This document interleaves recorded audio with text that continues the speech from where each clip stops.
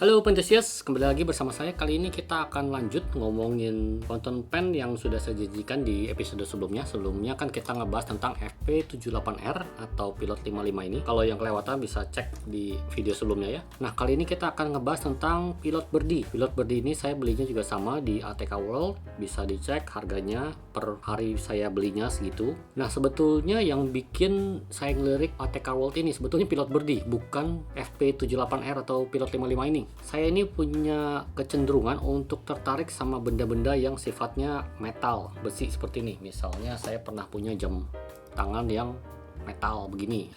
Lalu saya juga pernah punya pilot yang dari ujung ke ujung ini dari stainless steel seperti ini. Lalu ada juga ini juga berat nih. Ini stapler yang dari ujung ke ujung semua dari metal kecuali bagian-bagian tertentu sih. Kartrisnya dari plastik ya. Nah, saya suka aja nih kayak bunyi metal yang beradu seperti ini. Lalu pas diputer, wah itu ASMR banget sih. Pas di tangan juga rasanya mantep. Ada orang yang nggak suka pen yang berat. Kalau saya nggak keberatan punya pen yang berat. Oke, kita pinggirkan yang lain. Kembali ke si Pilot Birdie ini. Bagian plastiknya yang ini hanya ada di atas, bawah, atau mungkin atas, bawah tergantung orientasi, dan tengah. Saya beli yang putih karena saya belum pernah punya pen yang ada unsur putihnya. Kalau nggak salah dia ada pilihannya warna hitam, mungkin merah, dan biru mungkin. Bisa dicek kalau yang tertarik. Untuk bagian luarnya cukup minimalis, stainless, brush metal texture. Itu brush metal itu adalah metal yang seperti di amplas halus gitu ya. Lalu di bagian klipnya ini mulus, nggak ada tekstur brush metal gitu. Ada tulisan pilot, lalu ada lubang garis, dan ini dari besi ya, jadi nggak ada yang plastik kecuali yang warna putih ini. Kita buka, dalamnya tuh seperti ini. Nipnya cukup minimalis, ada tulisan pilot M, lalu bagian gripnya ini ada garis supaya nggak licin. Lalu di bagian belakangnya ini sudah saya ganti dengan cartridge karena pas kemarin datang aslinya itu sebetulnya dikasih sama ATK World itu. Mungkin ini benar-benar asli dari tahun sekian ya. Ini kelihatannya sih memang barang udah tua nih. Ini converter karet. Saya paling nggak suka ini sebetulnya karena nggak kelihatan tinta di dalamnya tuh seperti apa. Tapi ini memang di zaman itu standar saya rasa, karena waktu saya SD kalau ngisi tinta tuh saya ingat banget pakai karet gitu, terus kayak pencet-pencet gitu ada bunyinya. Tapi ya itu karena saya orang visual itu nggak betah banget, nggak bisa ngelihat dalam isi tintanya ini udah habis kah, udah masih banyak kah, atau gimana kah, warna apakah, itu nggak kelihatan, nggak suka. Nah, tapi karena pilot itu enaknya pilot dari tahun kapanpun, dia tuh rada kayak Lego dari tahun 50, kalau ketemu Lego dari tahun 2024 sekarang, itu kalau di klub dipasangkan itu nempel. Nah, ini juga sama, dia compatible, mau modern 30 tahun lalu atau yang sekarang, dia tuh pas dicolok, dia ukurannya sama persis, dan fitnya bagus. Tuh, jadi saya giniin tuh nggak ada yang bocor lah sama sekali. Nah, karena Pilot Birdie ini umurnya kan sama nih kayak FP78R ini. Sebetulnya yang cukup bikin saya takjub itu pertama nipnya bener-bener enak. Jadi saya tinggal isi tinta, nggak perlu dibersihin apa-apa, tuh langsung pakai nyala. Lalu di bagian plastiknya ini masih bagus banget, nggak ada tanda-tanda kering kah atau retak kah. Ini yang lupa saya mention di episode sebelumnya.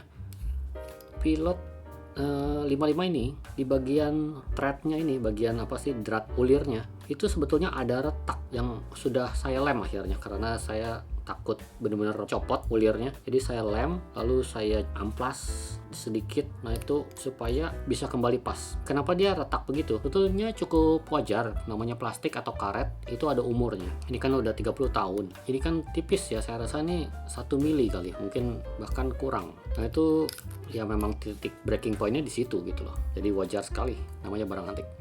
Tapi untuk Pilot Birdie ini, walaupun dia barang antik, ini masih mulus sih. Selain mulus secara visual ya, karakter plastiknya tuh masih seperti plastik tahun kemarin gitu loh.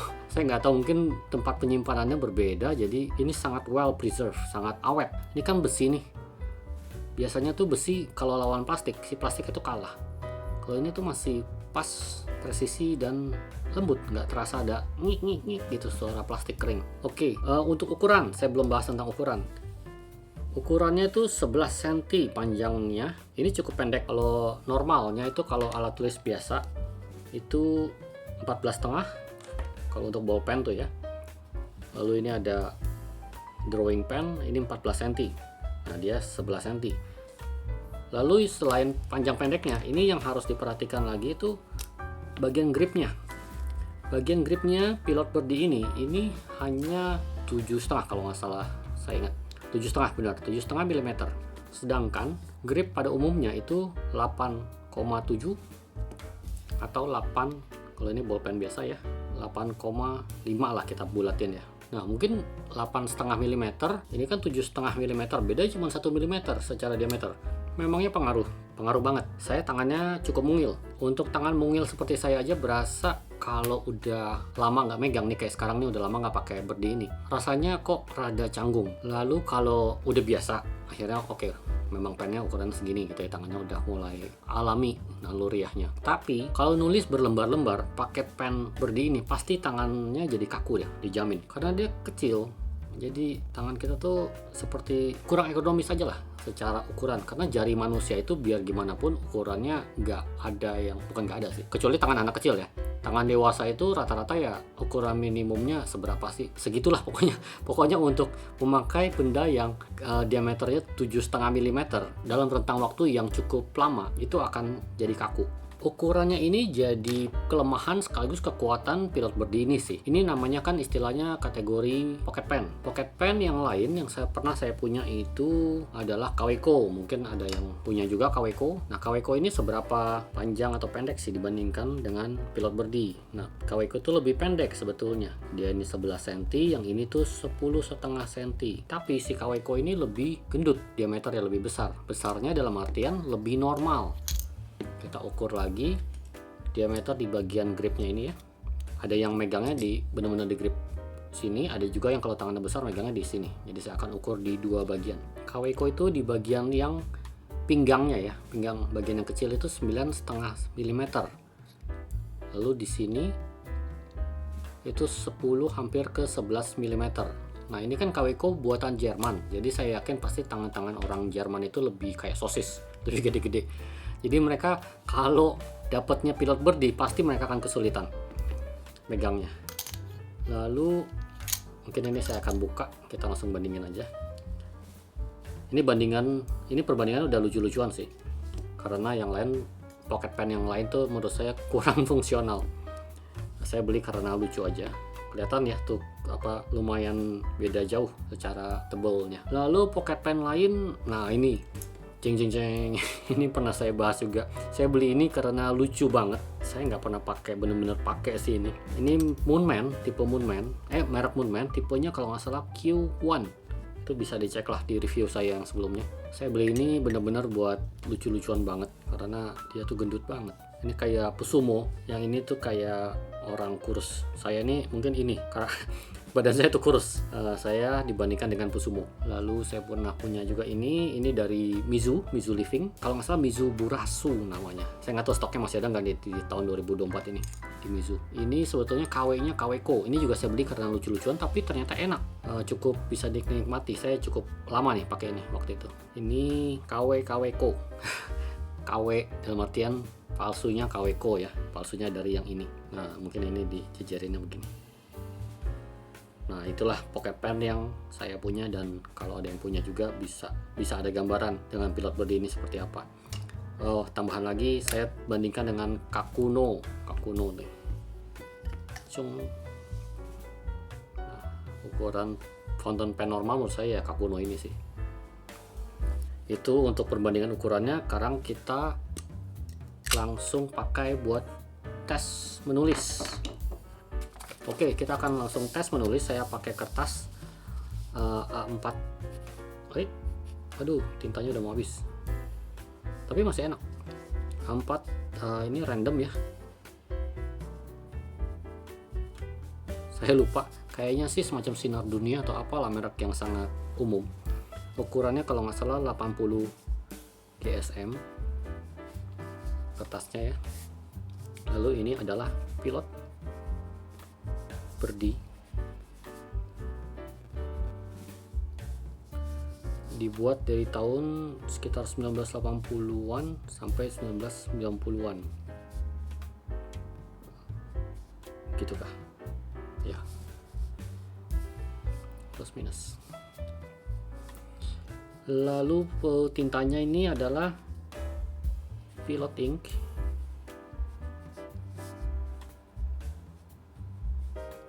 standar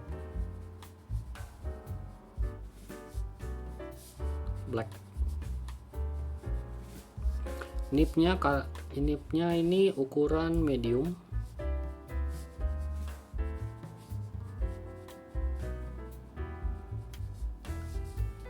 Ini enak, karakternya itu soft dan lumayan basah, meluncur gitu ya, soft and wet. Kalau reverse nipnya kayak gitu tipisnya, kalau normalnya begini.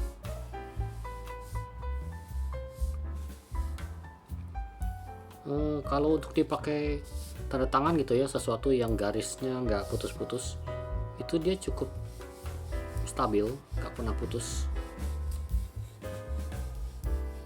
Tuh, nggak putus dia. Bagus nipnya. Ini nipnya enak, bener-bener langsung saya saya isi tinta itu langsung begini. Jadi nggak perlu saya bersihin apa-apa lagi atau di hamplas atau diapain lah, enggak. Ini bener-bener nip apa adanya dari pabriknya. Saya kasih nilai, sebetulnya nipnya ini ya, nipnya aja itu enak banget, dinilai 80 lah, 80 sampai ya kalau saya baik hati mungkin sampai 85 lah, 80 lah mungkin, 80. Tapi ini catatannya bener-bener di gripnya. Tangan Pentusias itu cukup besar kah atau cukup kecil kah atau gimana? Masa biasa nggak dengan ukuran segini nih? Ini bener-bener harus dipertimbangkan banget, karena kalau pakainya kelamaan kaku, jadi dia tuh cocoknya untuk orang yang sering nulis short notes saja, tulisan-tulisan singkat, short notes. Misalnya untuk meeting nulis catatan poin-poin meeting gitu ya. Lalu kalau meeting itu kan dari ruangan satu ke ruangan lain itu kita bawa. Nah dia tuh portable banget. Jadi misalnya ini ukuran A5 nih kertas, kita tinggal giniin tuh dia udah hampir hilang gitu loh. Kayak kita selipin begini aja juga tuh dia enak aja rasanya kalau diselipin ke buku catatan dibandingkan sama ukuran bolpen biasa gitu kan. Nah gitu, bolpen biasanya rasanya lebih apa ya, menonjol, lalu kayak jadi bisa nyangkut atau jatuh. Kalau yang ini tuh bener-bener portable, kayak ringkas aja dia, enak kalau buat dibawa-bawa. Tapi juga mungkin kekecilan jadi gampang hilang nih. Jadi kalau yang suka nggak teliti hilang-hilangin pen, jangan pakai ini juga, ini kekecilan. Lalu untuk sketcher mungkin, jadi yang suka menggambar sketching outdoor,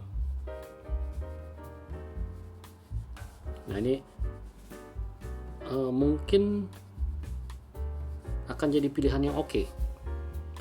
Dia apa ya, ukurannya bener-bener kayak sulap tuh, kayak digini tuh hilang di dalam jari. Kalau ini kan kayak tuh, apa, susah lah untuk dihilangkan dari jari gitu, masih kelihatan. Terus kadang dipakai gini juga kelihatan banget ini. Kalau ini tuh bener-bener kayak di tangan itu hilang. Oke, saya rasa cukup itu review dari saya. Semuanya udah saya bahas ya tadi ya. Kalau ada pertanyaan atau ada sesuatu yang lupa saya bahas, silahkan tulis di kolom komentar, saya akan coba jawab.